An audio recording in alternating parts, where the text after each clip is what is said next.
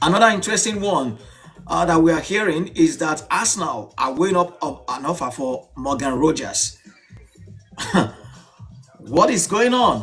What is Mikel Arteta cooking? Morgan Rogers. The Uh, price tag is crazy. I think I will pass for that one. I'm a fan of Morgan Rogers, but 100 million pounds for a player of his caliber, I think is way on the high side, right? So good player, no doubt, but that price tag, I don't want us to go the Chelsea way, start squandering money on players. To me, well, it's gonna be like more like the guy reminds me of Aaron Ramsey. I like his work rate with Aston Villa. He just won young player of the season for in England in EPL. Good player, no doubt. But 100 million pounds, that's way on the high side. We should use that money to sign Isak. If we are being fair, you know, if you know, Newcastle 100 million for Isak and we have the money, then let's go for Isak. you know. Trust me, Eze is a good option. Alexander Isak only has eyes for Liverpool, and we are still monitoring how things will develop between Isak, Newcastle, and of course Liverpool. Coincidentally, both of them face off next Monday in the English Premier League. What a coincidence!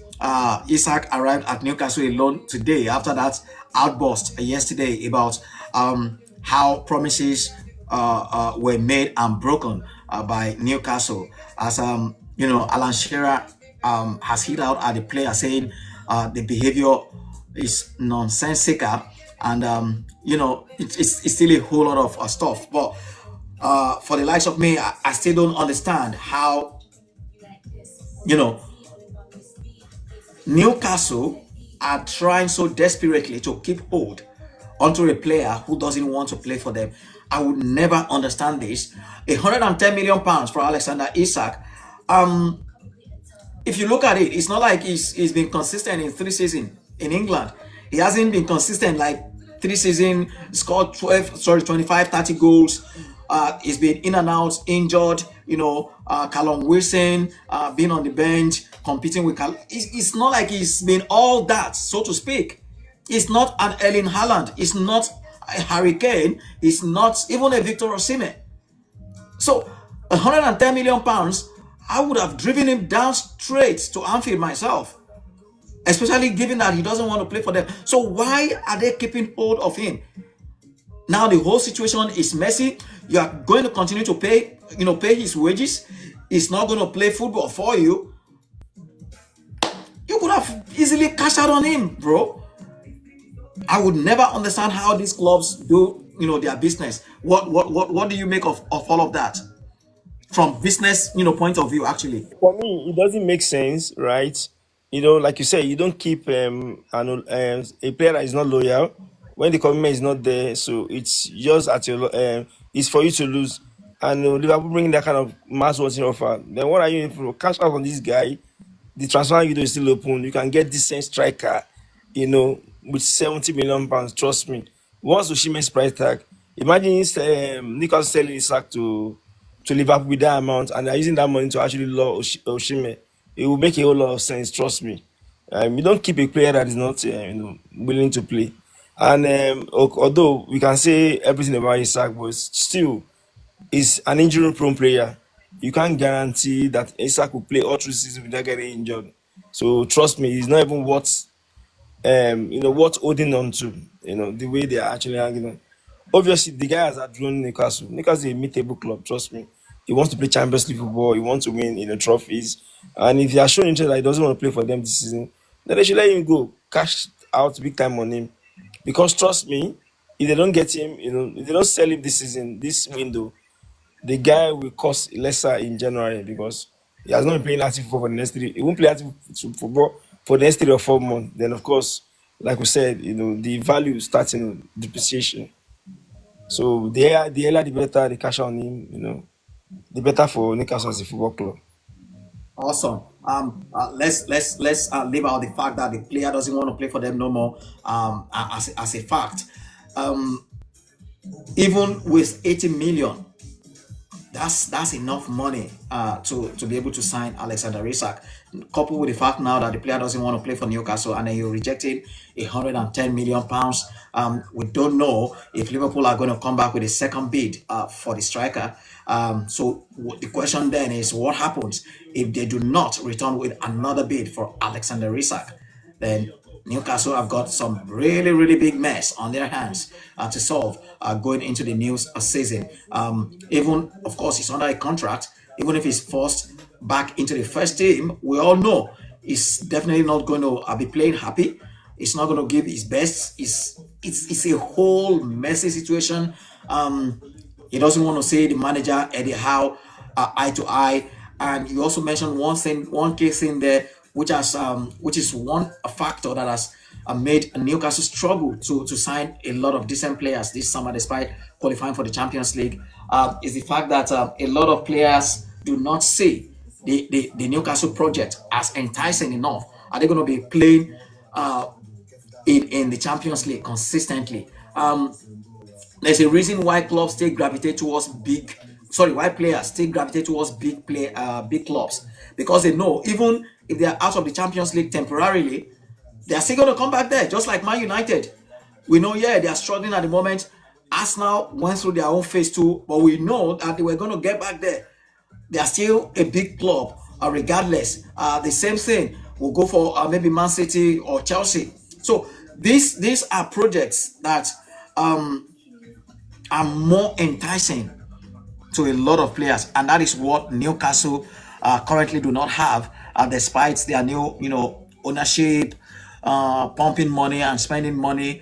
Maybe another factor also is, yes, I like. Don't get me wrong, I like the job Eddie Howe is doing at Newcastle. Is an okay, good manager, but when Newcastle got new owners with all that money,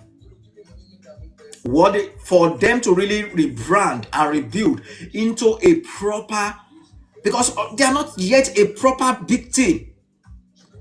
Man City didn't become, really huge team until perhaps when they got Pep Guardiola in.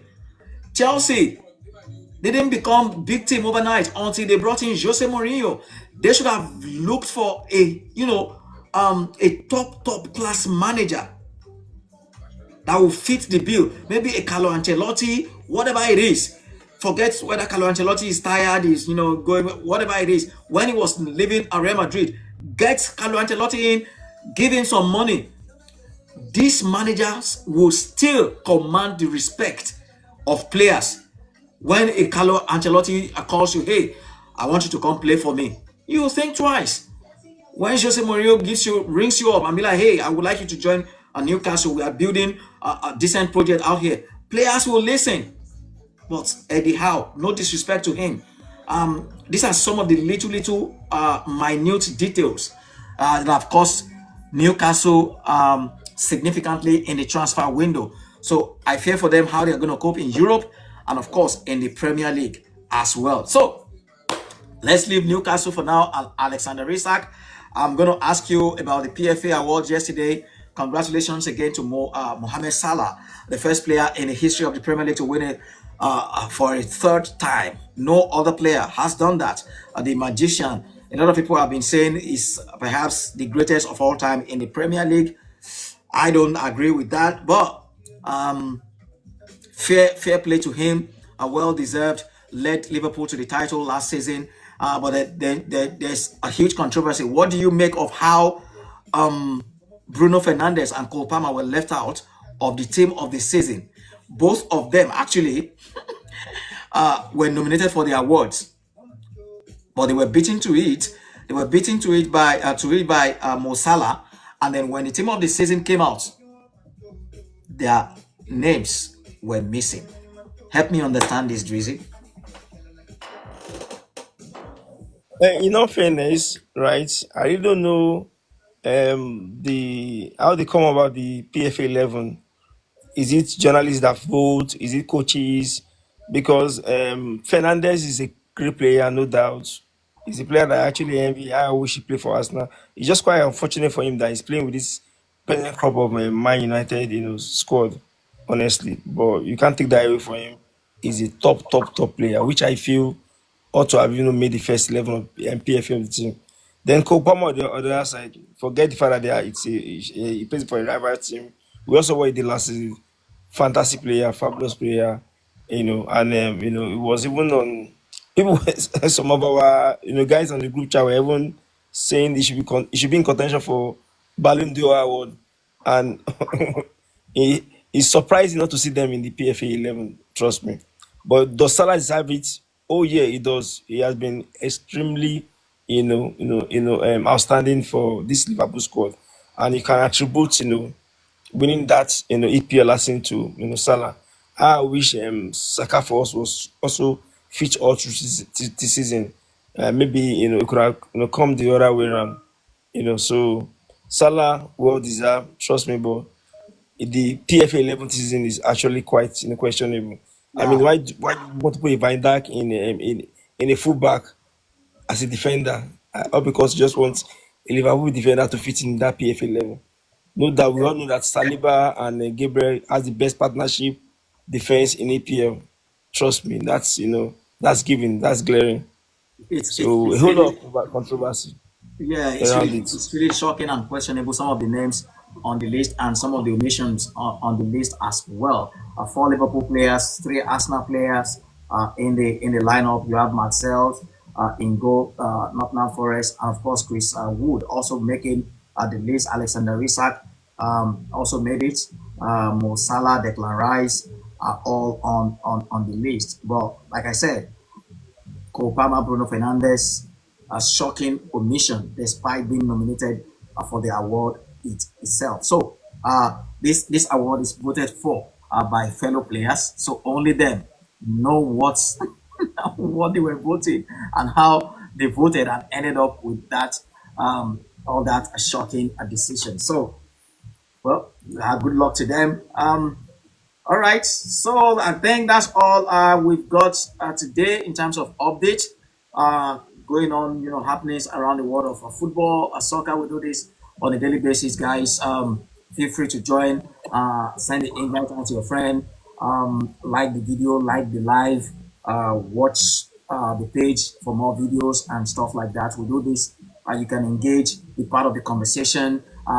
Also, let us know what topics you believe you want us to take a look at on a daily basis here as we keep abreast of all the happenings in and around the world of football, especially the transfer market as it's heating up right now at the moment. I know there will be a lot of last minute moves by top clubs for players before the transfer window closes on September 1st. And we'll be here every step of the way, especially on the deadline day, to take a look at all the grants, what is happening, who is buying who, last minute deals, who made last minute deals, and all of that, all across the grounds in Europe as managers scramble to strengthen their squad ahead of the new season. Is going to be definitely interesting. Manchester United, since they signed those three players, they have been quiet in the window so far.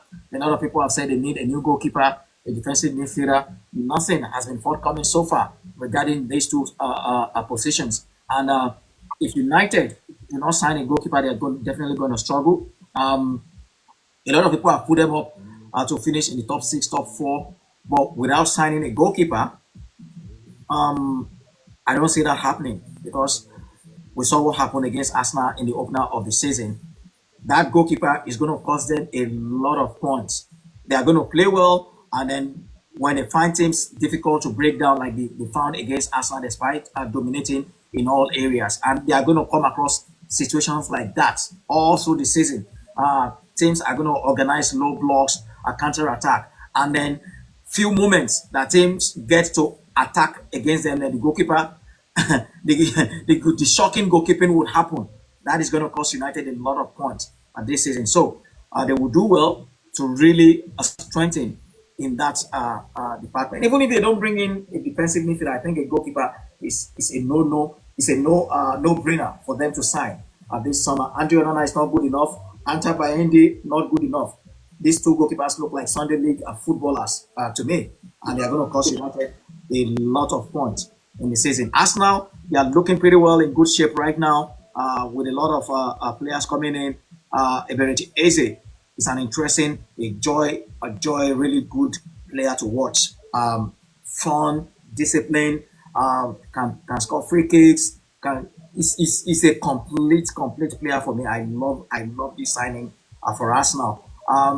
Liverpool decent. Premier League champions, strengthening significantly in key areas. Still looking at Alexander Isak if he's going to end up at Anfield. Manchester City, they are not done in the transfer window yet.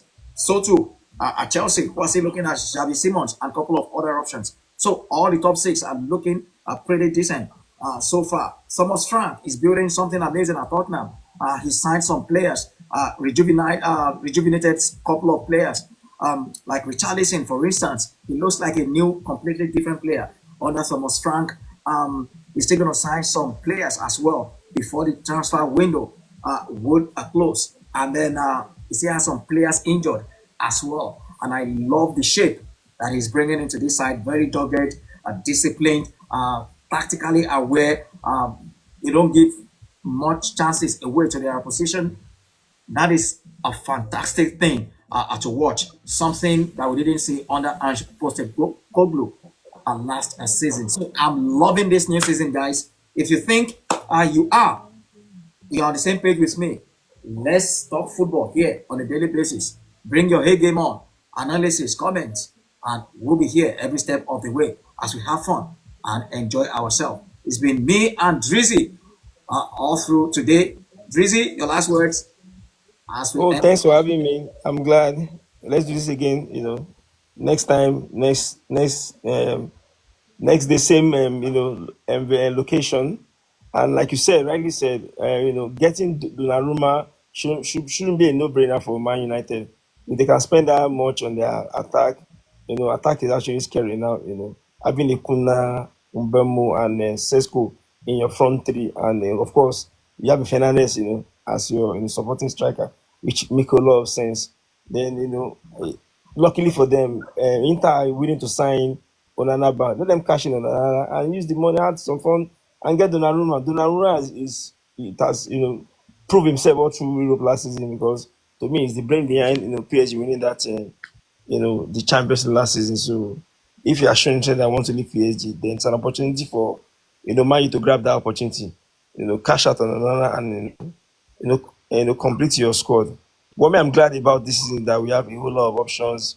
The top teams in Europe in EPL actually sign top players, so it's going to be more fun to watch and more competitive. You saw the match Arsenal against Man U last weekend. It was tensed on through. And like you said, it was the only missing for Man U is that not having a good goalie in the post. We saw how Raya saved us, in those 3 points.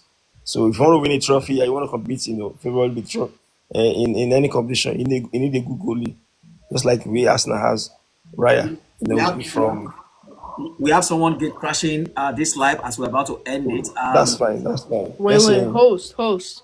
How do you feel about Palmer going to AC Milan? Palmer going to AC Milan. Yes, for this 50 is this is mil, strange. 50 million plus Malik Tia. Did you say Cole Palmer? Cole Palmer, yes. I haven't heard anything in that regard. That would be a shocking news. I don't think that is No, there's, Fabrizio Romano posted it literally an hour ago. oh really? Yes, check it out. Okay. I will definitely look out for that one, but I don't think there's any substance to it. Trust me, there's no way Chelsea are going to part ways with Skopama at this stage of the season, and definitely for not a 50 million. And I don't think any No, no, player. no, no. We gave them a player too, Malik Tia. Okay. And you said Eze should come to the bigger club, AC Yes. Milan. Oh, I see an AC Milan fan in the building. All right. Mm-hmm. Okay, that is interesting. Eze should come to the bigger club. I agree with you. Drizzy might not agree, but I agree with you. AC Milan definitely are a bigger club than Arsenal. I 100%. 100%. I agree with you on that. Yeah. And I'm sure Arsenal fan Drizzy cannot argue with that either.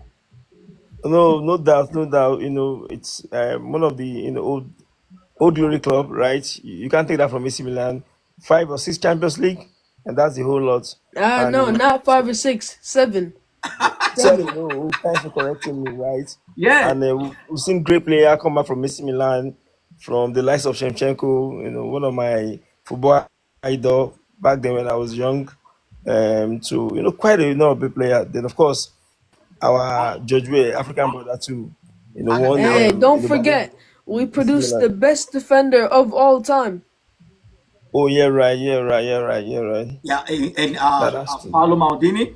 And I Hmm. also understand today that Victor Boniface might be joining AC Milan. Last season wasn't the best of seasons for them, finishing ace in the Serie A. They want to improve on that. Victor Boniface has been linked with them to join them from Bayer Leverkusen. So we keep our fingers crossed to see how that pans out. AC Milan, perhaps the second most successful club in the whole of Europe, behind Real Madrid. So, Hmm. yeah, you have to put some respect to their name, especially I, Arsenal. if, even though we placed eighth last season, I think if we were to win the league in the next 5 years, it'll be now. Because Inter, they're on a rebuild. Their team is very old, so they need to sign some new players. I feel like they're not going to be as good this season. We really don't have any other competition besides Napoli. I feel like if we were to win the league, it would be now. We signed Modric for a free. I don't know if he's gonna start, probably not, but he can still help, in training and stuff like that. We signed Adnan Yashadi from Club Bruges. We've been looking for him for a while. We signed Samuel Ritchie from Torino. He's a very good DM. He's probably going to be Rangers' replacement. We signed De Winter in the back to help with our defense problem. We signed a left back. I don't know how to pronounce his name. Estupinian from Brighton. I'm pretty sure. So, Espiante. Yeah, yeah. I don't know how to say his name, but yeah, I think we're gonna win the league this year. Okay, really bold prediction there, and why not? I feel even Napoli last season were so lucky to win the league ahead of Inter Milan. Inter blew and threw away the Hmm. league 2 games to the end of the season. I still don't see anything really special about that Napoli side. I struggle to win matches convincingly with 1-0. Antonio Conte, we all know he can be very disciplined defensively, but no flair. They are not much of a joy to watch, if you ask me. And now Hmm. there's injury to Romelu Lukaku as well, who is out for about 3 months. They've been looking elsewhere to sign a replacement. They've looked at Manchester United, Rasmus Højlund as well. So I don't see anything really fantastic or spectacular about Napoli. So if you're saying AC Milan would win the league this season, 100%. Why not? I'm in full support, especially if Victor Boniface is going there as well. I'm in full support. They've got some decent player. Modric will provide the necessary experience and leadership with some quality as well. Either he's starting or Yeah. from the bench. Anywhere Modric is, we know he brings loads of experience and leadership quality to that team as well. So AC Milan will be one to watch out for. Juventus haven't been Juventus in recent season. Inter Milan, horrendous and shocking, especially in that Champions League final, completely blown out of the way by Paris Saint-Germain. So if AC Milan have got any decent chance of winning the league, then Yeah. it will be now. I agree. I agree, because I think Lukaku's season last season was probably arguably his best. I think that was lucky. That was full of crap. People overrate that season so much. Really, Scott McTominay carried that entire team. I feel like he's not gonna have the same season this year. I don't know. Kevin De Bruyne, I don't think he's gonna perform well either because they don't really have a clinical striker up top, and I feel like De Bruyne needs that all at all times. Like in his earlier Man City days, he had Aguero, and now obviously the best striker of our generation, Holland. So I think we're gonna win the league. That's all I have to say. Okay, I will wait to hold you to your word of winning the league at the end of the season.